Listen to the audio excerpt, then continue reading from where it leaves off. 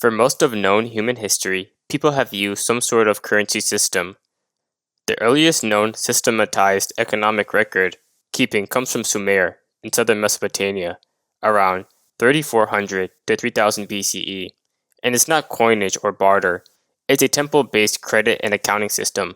Sumerian cities like Uruk built large temple institutions that functioned as the economic hub of the community, collecting agricultural supplies such as barley, wool, dates, and livestock, redistributing it as rations to workers, and tracking debts owned by farmers, herders, and craftsmen. This unit of account was typically silver by weight or barley by volume, but actual silver rarely changed hands. Most transactions were recorded as obligations on clay tablets. For example, you owed the temple X measures of barley, or the temple owed you X for your labor due at harvest. Writing was invented largely as an accounting technology to make credit systems legible at a scale beyond what one person's memory could hold. For this system to work, a few things had to be in line. One of them being agricultural surplus needing management. Irrigation agriculture in the Tigris-Euphrates floodplain produced more grain than any one household could consume or store safely. But harvests were seasonal and uneven year to year. Someone needed to warehouse, ration, and redistribute it. Temples and later palaces took on that role as trusted central institutions. By doing this, it created a trusted third party. Unlike a barter exchange between two strangers who have to trust each other directly, a credit economy needs a trusted institution that both parties trust instead of each other. The temple, backed by religious authority, filled that role. It kept the ledger, and its authority meant people believed the ledger. Another thing to keep in mind is population.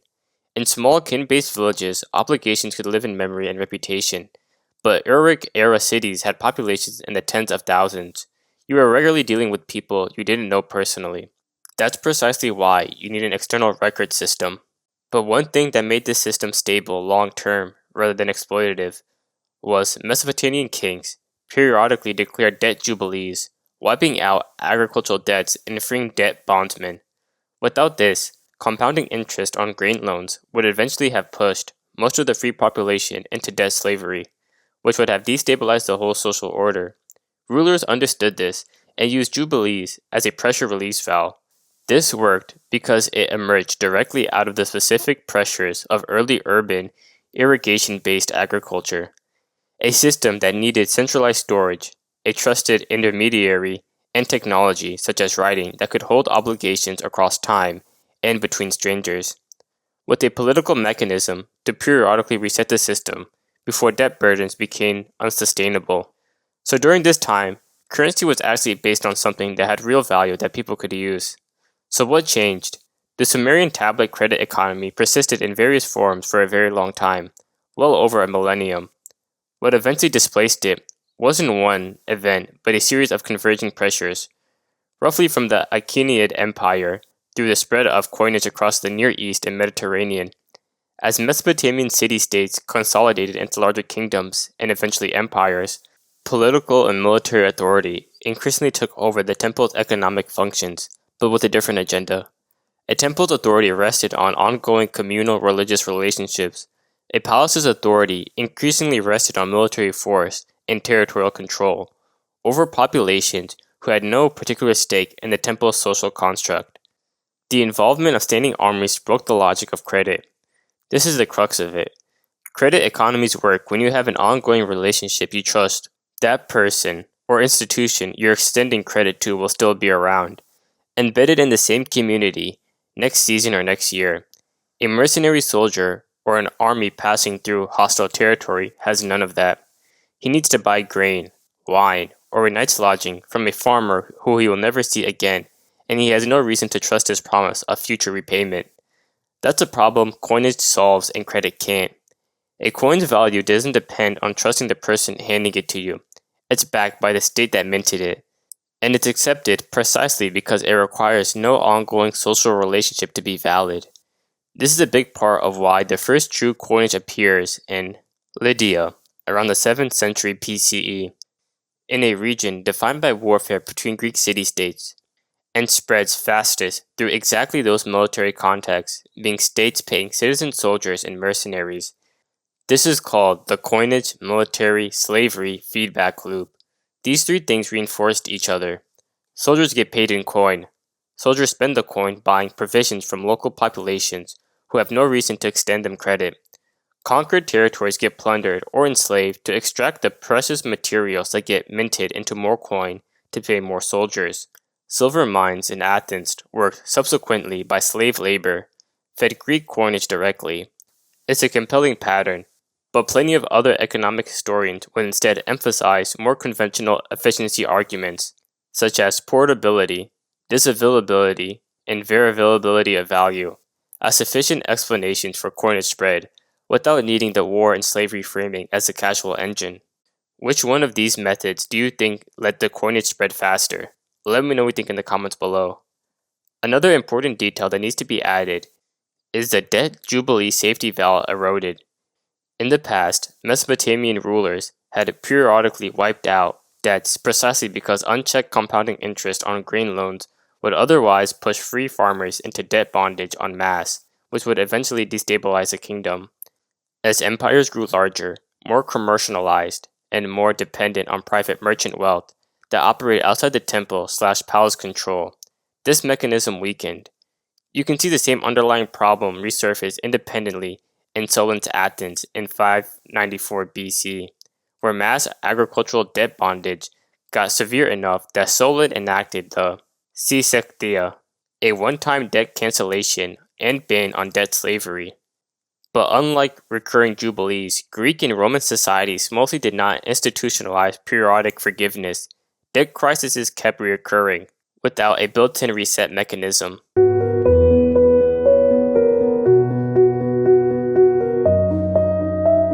The next shift is interesting. The temple credit system, money, wasn't really a thing. It was a unit of account for tracking an ongoing social relationship. It only made sense within a web of trust and memory. Coinage inverts this. Money becomes a physical, portable, self-contained object whose value travels with it, independent of who's holding it or what relationship they have to anyone else. A coin's discharge an obligation completely and instantly, between total strangers, with no residue of a relationship left behind. That's a new idea about money.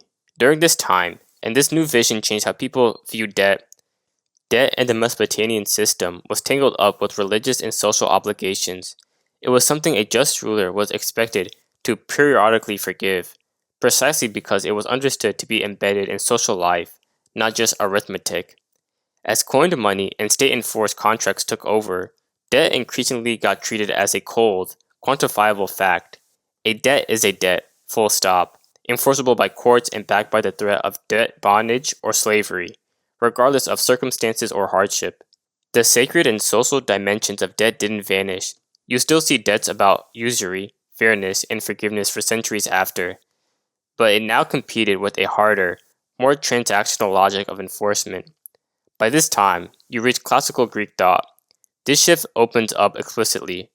Aristotle, writing in the 4th century, is already treating money as a strange, somewhat troubling abstraction, a thing that exists to represent value, but can seem to generate more of itself than interest, which he considered unnaturally, precisely because money, in his view, ought to be a neutral medium of exchange, not a thing that breeds. That anxiety is arguably a direct intellectual descendant of this transaction from a credit and obligation economy to a coined, impersonal one. Different societies have different ways of handling money or currency. If we look at the modern day, most if not all countries run on a fiat-based currency that has no real value other than the government backing it. This creates serious problems, which we will get later into this video. But historically speaking, America isn't the first country to try this fiat system. One of the earliest fiat-based currency is the Yuan dynasty, 13th century China.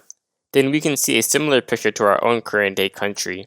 When the Mongols conquered China and Kublai Khan formally established the Yuan dynasty in 1271, he inherited a hard governance problem, an empire spanning enormous distances, connecting radically different regions economically, copper cash zones in China, silver-based trade networks across Central Asia, and everything the Silk Road touched. Moving physical metal coin across that scale was slow, heavy, and brutal. The Mongols didn't invent the solution from scratch, they also inherited it. Both the Song dynasty and Jin dynasty, which the Mongols had also conquered, already had working paper currency systems, but Kublai Khan's government essentially adopted and scaled up the existing Chinese institutional infrastructure, launching the Zhongtong Chao in 1260 and later the Ziyuan Chao. The critical move that made this genuinely fiat, not just a receipt, was a deliberate policy. The Yuan state required people to turn in their gold and silver to the government in exchange for paper notes, and restricted private use of precious metals for transactions. This wasn't just issuing paper, it was actively removing the alternative. Once bullion was pulled out of everyday circulation and pulled up by the state, Chow became the only practical medium of exchange, which is what let the government eventually stop even nominal ties to a silver reserve. A famous account is from Marco Polo visiting the Yuan court, described the system to Europeans who had never seen anything like it, and frankly found it hard to believe. Notes were manufactured from mulberry bark paper marked with denomination seals and official signatures to authenticate them. Worn or damaged notes could be exchanged for fresh ones at government offices for a small fee. Enforcement was not gentle. Refusing to accept chow as payment and counterfeiting it were both treated as serious crimes, with counterfeiting punishable by death. For a small portion of time it worked. It gave the empire a single lightweight, easily transferable currency across a vast and diverse trading network. But the system didn't work for long. Soon problems started to show up. By the 14th century, the Yuan government was funding military campaigns and increasingly bloated in corrupt bureaucracy and disaster relief, one of them being the catastrophic Yellow River flooding in the 1340s. They solved this problem largely by printing more chow rather than raising it through taxation or reserves. Because the currency's value rested entirely on a state's trust and discipline, when that discipline collapsed, the result was severe inflation. In effect, the government devalued its own money to cover its own bills. Sound familiar to the modern day? The human effects were significant. Anyone holding wealth in chow, such as merchants, officials, and ordinary householders, watched its purchasing power erode. Unlike a formal jubilee, this wasn't a targeted debt cancellation. It was an indiscriminate wealth destruction that hit savers and creditors the hardest. On the other hand, debtors owing fixed amounts of chow effectively benefited, since they could repay obligations with increasingly worthless currency. A real transfer of wealth from creditors to debtors, but an unplanned and destabilizing one, rather than a deliberate relief mechanism. Despite the legal prohibition on using precious metals, black market use of silver and barter resurged as people stopped trusting paper to hold value. Essentially, the population voting was its transactions against the state's currency, even under the threat of punishment. This, a political collapse, the monetary breakdown layered on top of famine, flooding, heavy taxation, and corruption, is widely cited by historians as one of the most contributing pressures behind the Red Turban Rebellion and the broader unrest that ended the Yuan dynasty in 1368, giving rise to the Ming dynasty.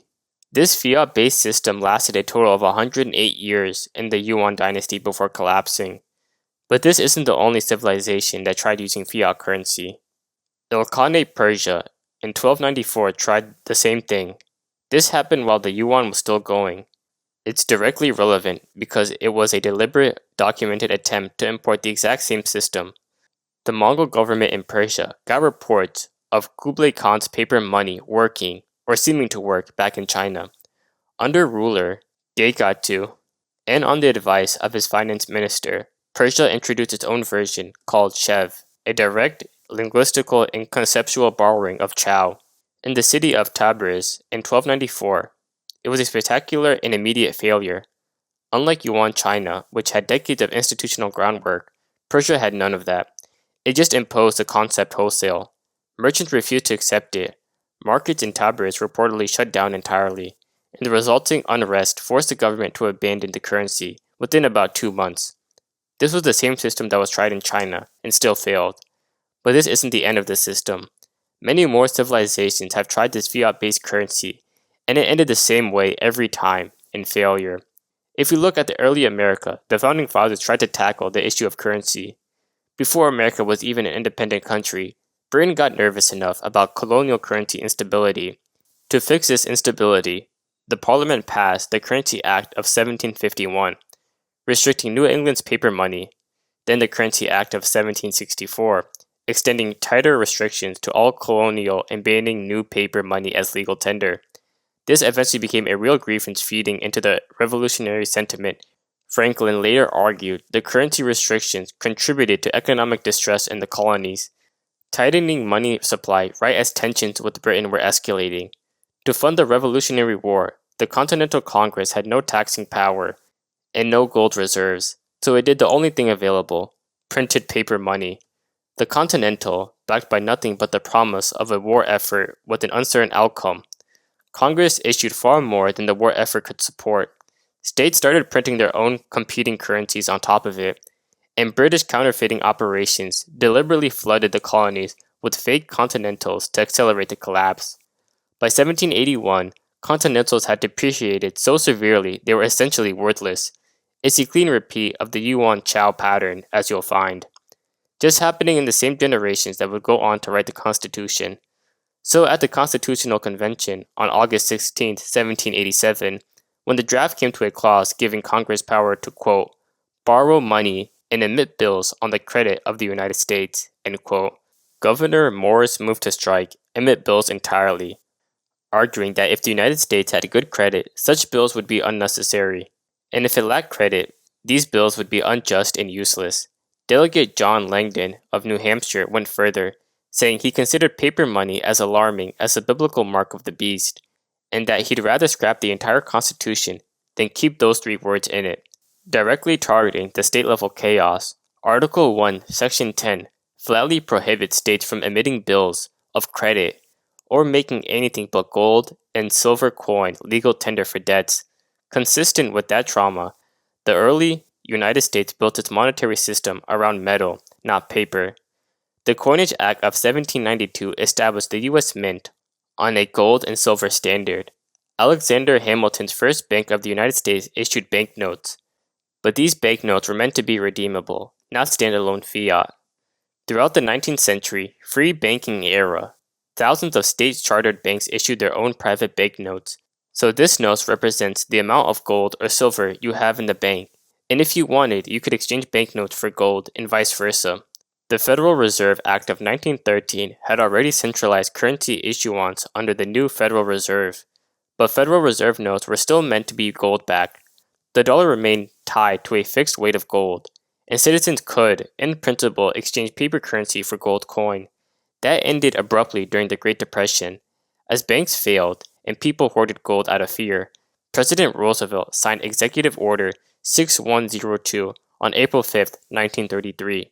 Requiring nearly everyone to turn in their gold coin, bullion, and gold certificates to the Federal Reserve by May 1st, in exchange for paper currency at $20.67 per ounce, a measure enforced under wartime powers from the Trading with the Enemy Act, with violations punishable by fines up to $10,000 or even up to 10 years in prison. Congress then passed the Gold Reserve Act on January 30, 1934, making private gold ownership illegal outright, requiring even the Federal Reserve to surrender its gold to the Treasury, and consolidating it at Fort Knox and other military control sites. Roosevelt then used his new authority to revalue gold from $20.67 to $35 an ounce, an overnight devaluation of the dollar of roughly 41%. How did people not revolt from this is still a mystery, and how Roosevelt got another term after this blunder is also interesting. This is a very important point. From 1934 onward, the dollar in an ordinary American's pocket was no longer redeemable for gold at all. It was fiat for everyday purposes. Even though it was still nominally backed by gold reserves, the government held and citizens couldn't touch. That ban on private gold ownership lasted 41 years until it was lifted at the end of 1974 under President Ford. But it only gets worse from here. What Roosevelt moves didn't touch was the international layer. Under Bretton Woods in 1944, the dollar remained pegged to a gold at $35 an ounce, and crucially, foreign central banks could still redeem dollars for US gold. That arrangement held for roughly 25 years, but it rested on an inherent contradiction.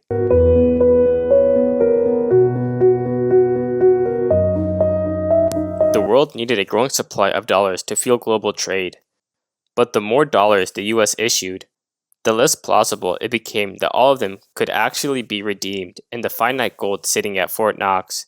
Throughout the 1960s, foreign governments increasingly called out the US's bluff, converting dollar reserves into gold and steadily draining the US gold stock. And then the infamous day would come on the evening of August 15, 1971.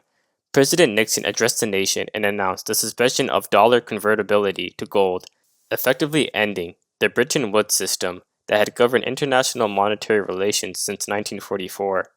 Foreign governments could no longer exchange their dollars for gold at all. In effect, the international monetary system became a fiat one overnight. Nixon paired this with a 90-day domestic wage and price freeze and a 10% surcharge on imports, aimed at pressuring other countries into reevaluating their currencies against the dollar. Nixon also said that this would be temporary, but that was in 1971, and we haven't gone back since. But the irony of all this is Americans regained the legal right to own gold again at the very end of 1974, right as the international system was permanently and formally cutting its own last ties to gold.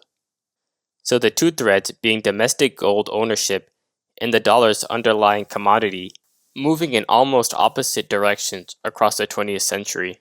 So citizens lost access to gold in 1933, while the system was still gold-based, and then got that access back in 1974, just as the system itself abandoned gold for good. From 1976 onward, every dollar in existence has been pure, unbacked promise, resting on exactly the kind of institutional trust that first appeared on a Sumerian clay tablet 5,000 years earlier, instead now managed by a central bank instead of a temple. If we look at the past, then we can see a familiar pattern that other civilizations have gone down, that being the use of fiat currency. And if all those times have failed, then what will it be America's turn, and how bad will it be when it happens? The government prints money every day, making the dollar lose value, and we can see the loss of value over time. The question that arises is, why do governments use this system if it fails in the long term? No system is perfect, they all have their pros and cons. Gold and silver backed systems aren't actually failure free. They fail in the opposite direction. Money supply under a hard commodity standard is capped by how much of that metal exists and can be mined, which doesn't grow at the same pace as a modern economy, population, or trade volume. That mismatch produces chronic deflationary pressure, and historically that pressure has been bad. The late 19th century Long Depression is a trade-off between two different failure modes. Commodity money tends to fail through rigidity, unable to respond to shocks, prone to severe deflationary spirals, while historically undisciplined fiat money tends to fail through excess, uncontrolled printing, inflation, and the collapse of trust. Governments adopted fiat largely because the rigidity failure mode was harshly judged, especially after the Depression. But there is another aspect of fiat currency that leaders tend to like: the ability to make more money. In the past, kings and rulers had a limited amount of gold and silver, so they needed to spend their money wisely if they wanted to keep their power. But with the use of a fiat currency, you don't really need to worry about the supply, because you could always make more. This isn't a good idea because of inflation, but this is the trend that the American government has been going down. The presidents in the past and current day have the ability to wage endless wars because they can just keep printing more money that fuels their political agenda. And we can see the repercussions of these decisions in the modern day. Even though America is a very different country from the ones in the past, the foundation of this fiat system still remains the core of the issue. No one knows the future. We can only look at the signs, like core inflation trends, the dollar's share of global reserves over time, whether foreign demand for U.S. Treasury debt stays strong or weakens at auction, and whether interest costs keep outpacing GDP growth. These indicators are more likely to give you real-time information, but then again, we have to assume the information we are receiving is true. But ultimately, it is up to you, the viewer, to decide whether you agree or disagree with the current status quo. Thank you for watching till the end. If you like this type of content, subscribe for future videos. Also, let me know what you think about this current financial system in the comments below.